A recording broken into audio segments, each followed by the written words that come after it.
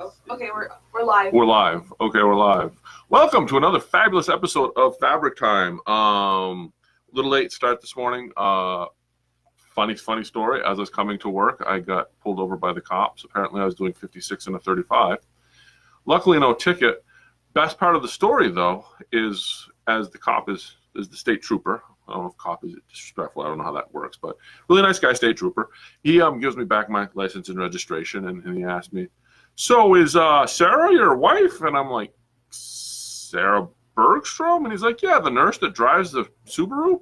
And I'm like, "Yep." And then he just laughed and gave me my registration because apparently he's pulled Sarah over more than once.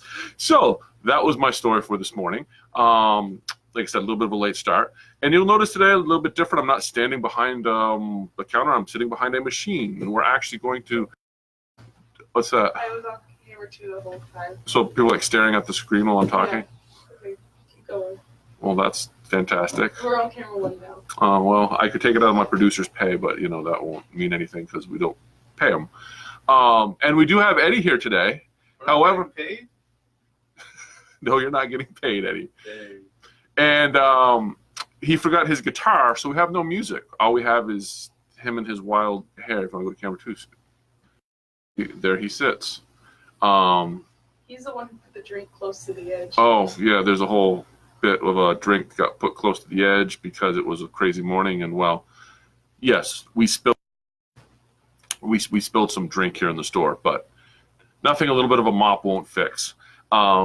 It's been a crazy morning, needless to say. And so what we want to get into today, we still like the right camera here? We're on camera one. Yeah. Okay. Go to the website. We got classes up and running. If you go to the calendar, you'll be able to see what we're running for classes. We've got some stuff coming up near the end next week. I don't think we have anything coming after that. We've got a bunch of stuff coming up. We're also going to get the foot class back on the schedule for September if you're interested. We ran it really well. We've got one more. The last one for the last series is this month, and then starting September, we're going to be doing our foot class that Kate put together. If you ever wondered what all the feet do or how the different stitches that your machine can do, it's a great class to take, and it's not specific to Brother. We've made the class more to be for all machines, so you can get more use out of what you've already got. Today is actually very specific to Brother machines because I was like, what am I going to do for my show tomorrow? And it was suggested that somebody's like, oh, I really like it when you do things with the machines. And then I was like, well, I could demo something. And then there's been a few things that have come up that I'm constantly demoing or telling people about, and everybody just scratches their head and looks at me sideways. One of the things that comes up is if you're working on like a table runner or a quilt and you want to do some quilting, your machine can do all that for you. And I'm going to show you how to do custom quilting. The only downside to this versus like a real machine quilting is you got to do it in sections, because what I'm going to use today is a 9x9 magnetic hoop just because it's easier for me to hoop and whatnot. But any hoop that your machine comes with can do this as well. The snap hoops are fantastic. If you're going to do a lot of this, I would recommend getting one. Those are available here at the store. But the snap hoops work great. What I'm going to show you will work on just about anything. I'm not going to get into the prep work on layering everything because there's all sorts of stuff out there on YouTube that gets into that. So I'm not going to cover, beat a dead horse on that. I'm just going to show you the stuff. It's not really even that technical. I'm just going to show you what your machine can do and how to do it, and then you can put the pieces together later, or call me or stop in. You know how it works around here. We're here to help. Do we have anybody watching this right now? We have 3 people. 3 people. 3 people got out of bed to watch us this morning. That's awesome. I bet one of them not Gail, because Gail sleeps till noon. But anyway, the fabric we're using is going to be my favorite Space Baby fabric. That's not a fast mover here, but I don't care because I love it. And I'm going to show you what we're going to do. I'm just going to show you how to use your machine to do some quilting around different areas. Now, you could use this technique also if you had a regular quilt block. You could then fill certain areas of the block or do some custom work in the block. This technique will work for that. It was just easier and quicker for me to grab a pre-printed fabric, and I'll show you, because quite honestly, doing some quilting around, say, this guy here in Sputnik would be a lot more challenging than if it was just a 9-patch. You're filling a 9-patch, but it's really, the process is the same for both of them. And as you watch it happen, you'll be like, oh, that's it. And then if you have a dream machine, you'll be like, yeah, I can go quilt table runners. If you don't, or even quilts for that matter, but you got to work in sections. If you don't, then come in and I'll sell you one, because that's what we're here for. And just a quick note on the new machines. There is, Brother did announce their new machines last week. I'm still waiting to get all the details on it. I have been messing around with the app. I haven't got the app fully running yet. Between the Luminaire, there's a new phone app where you can take pictures with your phone and turn them into patterns. I'll probably cover that at a different time. It's kind of interesting. I haven't gotten much with it. But just to say, if you have a dream machine and you saw the new machines announced, you're like, oh my gosh, I have to get a new machine. You don't. The new Stellaire, I think, is just a repainted dream machine. The only difference is going to be, I believe it's going to have the app connectivity built in. And if you're not doing anything with the design center right now, I wouldn't worry about getting an upgrade or thinking, oh my gosh, the dream machine's out of date. It's not. It's basically most of the new machines are just repainted existing machines with a little bit of a software update. So if you're not doing a lot on the digitizing side, don't feel like you got to upgrade. How if you've been thinking about upgrading, and now is a great time because the new Luminaire has all that stuff. We'll have all that connectivity, and there is an upgrade available for the Luminaire to add the My Snap connectivity to your app, and also comes with a 10x10 hoop. Whole nother story, and I'm really getting sidetracked, but that's something that we'll probably be doing in our next Fabric Time video specialness, because I'll have a lot more information by then and be able to talk to it more intelligently. Anyway, back to the project at hand. I'm just going to show you quickly how to do some digitizing on this to do some custom quilting around some of these shapes. So without further ado, let me put this in the machine. And if our setup is proper here, we should to watch it on the screen here as I'm doing everything. So first thing I'm going to do, on camera 2? Yeah. First thing we're going to do, got everything loaded up. If you watch some YouTube videos, they talk about the scan frame and this frame. I hardly actually ever use the scanning frame when I'm scanning. All I'm going to do is I got it up, and I'm going to bring us back to the home screen here. So that screen there should look pretty common to most people that have a Dream Machine. And I'm going to go into my Design Center. Now, in my Design Center, I am going to go up here to this, and all I'm doing here is I'm not trying to convert anything. You've got a bunch of stuff that comes up on the screen. You could also import from a USB file, but I'm not going to do that because I want to actually work with what's in the hoop. So I am just going to scan what's in the hoop, and it's going to say it's going to be scanned, and you just hit OK because you know how it likes to ask all these questions. And look, it's going to do its magic. For those that own a Luminaire, this is going to be the same. There might be a couple different buttons on a Luminaire on the screen side because the screen is a little bit different. However, on this, the scanning and everything else will be pretty much the same. A Luminaire will scan faster as well. But this is actually a first generation Dream Machine that I just put the upgrade on. So if you're out there with a Dream Machine, you can do this. Or I believe the Solaris is the baby lock. So it did that. Now we're going to come back over here to our screen, and if you'll notice, I now have on my screen a picture of what's in the hoop. Now I did get the whole hoop. All that shows up is actually what's in my working area for the machine. It knows it's a 9x9, so it gave me the 9x9 working area. First thing you're going to notice is down here you can fade in and out with these buttons here. And the reason you can do this is so you can bring your scan full front, and you can see it what it looks like in full color, or you can fade it out a bit. Now this is important. I usually run it about mid to the low mid because I want to see what's on my screen, but I also want to see when I start working. So at this point, say for example, let me switch over to my stylus here and let me get us a little bit more comfortable with the camera. So at this point, we're going to be working with these shapes here. So all I'm going to do is I'm going to change my pencil. The two things on the screen you have to be aware of, this top half here, that's line properties. The bottom half is fill properties. When you're quilting, you do not want to fill your quilt squares. You just want to do lines. So we're going to stick to this top half here. So I'm going to go here, pencil's highlighted, so that means as I draw, it's going to show up on the screen. So all I'm going to do now is say like this moon right here, I'm just going to draw a circle around the moon, and I want it to do some echo stitching, so I'm going to draw in my echoes. But oh wait, I want to go around the space babies here with my quilting. So, and I didn't get enough of that guy, so I'm just going to go like that. So all you've got to do if you want to do this is you can just draw your lines in. Now, you could do that. Now, if you look close, you can see, and if I fade this out, you see those lines show up better. So those lines are actually my quilting lines. Oh, I accidentally hit something there. Those are actually going to be my quilting lines, those black lines there. Now, like I said, you can work with what's in the pattern. Say I wanted, so I'm going to do, I'm going to quilt around this guy here. And if I wanted to, I could quilt some stars in here. So everything I'm drawing on there right now, that is going to stitch that on my fabric where it looks like it's at on the screen.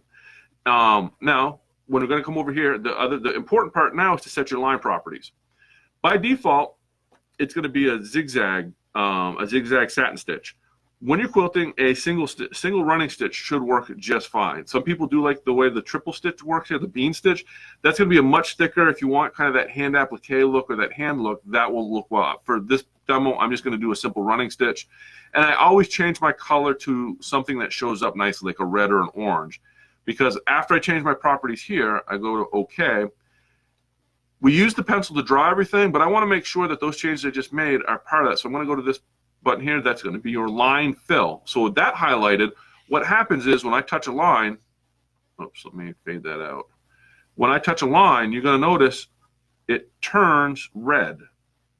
That's because it's going to take on the properties that I just changed it to. So that's why I always change it to like a red or an orange, because my first line is black, and I want to make sure that the changes took place.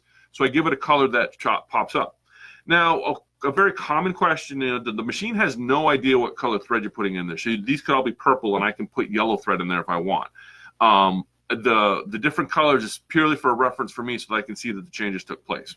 And then I'm just going to bring this back in so you can see what that's going to look like on the fabric.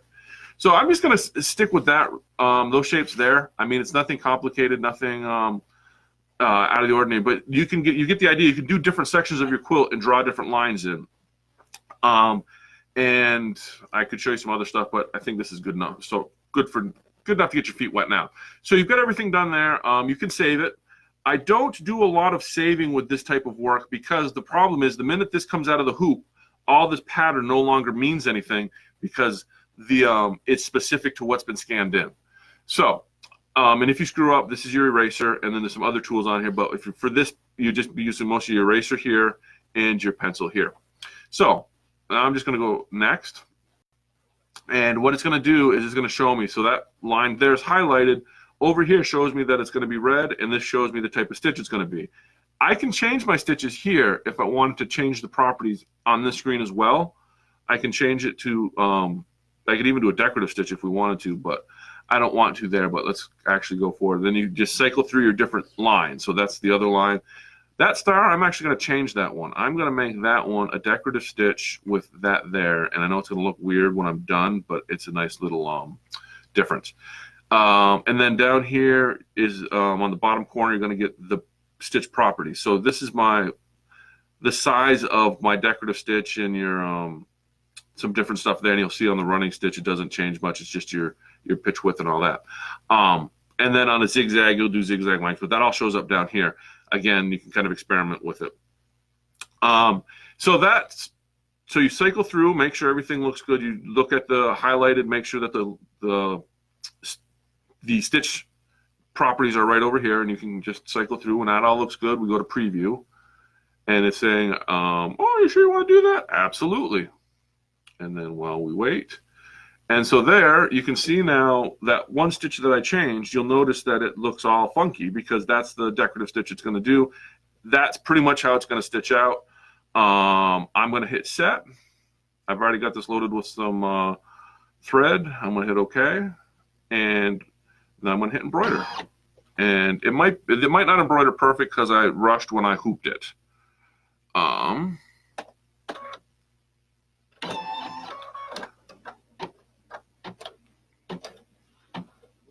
But you're going to notice that I put some yellow thread in there so you can see exactly where it's going to stitch.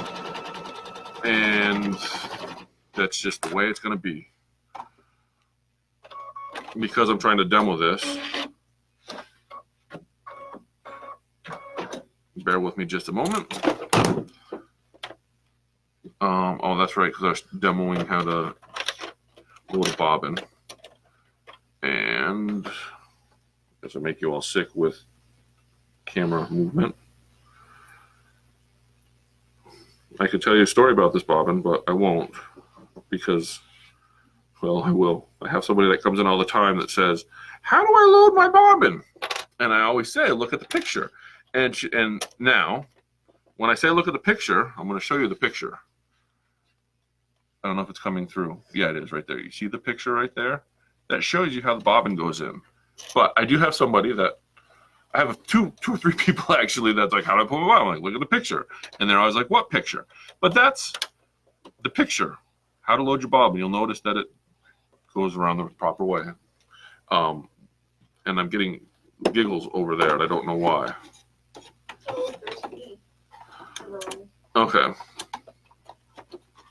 So we're just going to back that up to the first stitch because we had to reload the bobbin. All right. So, is there any questions or comments while I'm running this?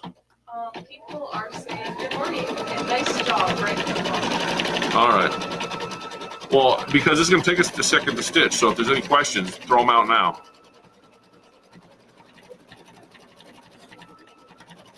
And you'll notice, and if you'll notice, the stitching is going exactly where I drew it on the screen. It might be off a little bit because my artistic ability is not the best, but you can kind of get the basic idea. Now, keep in mind that the scanning is, we have experimented a little with it. If you're trying, the scanning's pretty accurate, but if you got to get down to like the 16th of an inch or 100th of an inch, it's going to be off a little bit. So just keep that in mind when you're kind of tracing that you're not right on the line sometimes, because if you're right exactly on the line where you want it to be, it doesn't always necessarily hit where you want it to. And so you can just see this is just doing it, it's just stitching it all down. And now, if you like I said, if you got a table runner with like some blocks in there, you could do some individual stuff on the block, but you'll see that that is just stitching the line that I drew. Now you could, that when we were on that properties page where it had the 0.8, I believe, in the corner, that's where you could just change that stitch width a little bit if you wanted to widen it out. But that is, and then hopefully we'll get to the next section because I know you all want to see how that star is going to turn out. But this is going to take 4 minutes. So I'm going to sit here and talk for 4 minutes while you watch an embroider. So now, if you wanted to stop at different sections, you would want to use different colors. A color, when you use different colors, it'll stop for a color change. So if I wanted it to stop so I could change color, I just make a different color in there when I'm setting my properties. And that's all that's involved with that. It's not anything too. So if I wanted, like, it's going to do the star that we did next. If I wanted that star to be a blue, I would have just did blue instead of doing it all in that same red color. And that's pretty much all there is to it. So, anybody have any questions for me? No questions? No. Everybody's enthralled by my droning on of the awesomeness of the Dream Machine. Everyone thinks you should have a good morning. Well, of course we're going to have a good morning. I mean, you can't really start any worse. I mean, we were off to an excellent start this morning. So, and so you can just, and I'm just going to show you how that stitch is coming out. It just has that little, and again, you can change the properties of that stitch if you want to. You're going to notice it's going to stop and start because of it does it in segments, and there are some limitations to the digitizing on this. But, you know, play with it, experiment with it, and you'll learn about it. But anyway, that was, I want to go back to camera one. So that was today's fabric time. I just wanted to kind of go over that real basic steps. Like I said, you would want to layer your quilt first with your batting, your backing, and everything, and just do this as your final stitching. It's how I would do it if I was going to use this for quilting. You could do this to embellish some blocks and then put the blocks into a quilt if you want to do it that way as well. But just scan it in. Tracy, you saw how easy it was. Scan it in, draw it on your screen, and then whatever you draw on your screen is what it's going to put in the hoop, as long as you don't change what you have in the hoop. Now, you could also rescan your hoop after you've done everything to make sure it's where you want to be. But like I said, if I just leave the whole thing in from start to finish, and it works pretty nicely. It's pretty simple. Draw it in, change the properties, and press go. And the big thing you need is to have a dream machine to make it work, because I don't know the Baby Lock. I want to say it's the Solaris, not the Solaris. There is a Baby Lock version of this. I can't remember what it's called. It will do the same thing. Baby Lock and Brother are pretty much the same machine. One's gold, one's blue. But I don't know of any other embroidery machines that have that camera function built in, and that's really what makes this work, is the camera function. The Luminaire, you can do this with the camera, and then you could actually take the projector and double check where your lines are at with the projector if you really wanted to get super fancy. But hope y'all learned something, and like I said, we're here to answer any questions. Feel free to give us a call. If you need to get yourself a dream machine so you can do this now, again, give me a call. The new Stellaire XJ1, I think is what it's called, is basically a dream machine with a new paint job. But like I said, well worth it if you're going to get into embroidery and this sort of thing.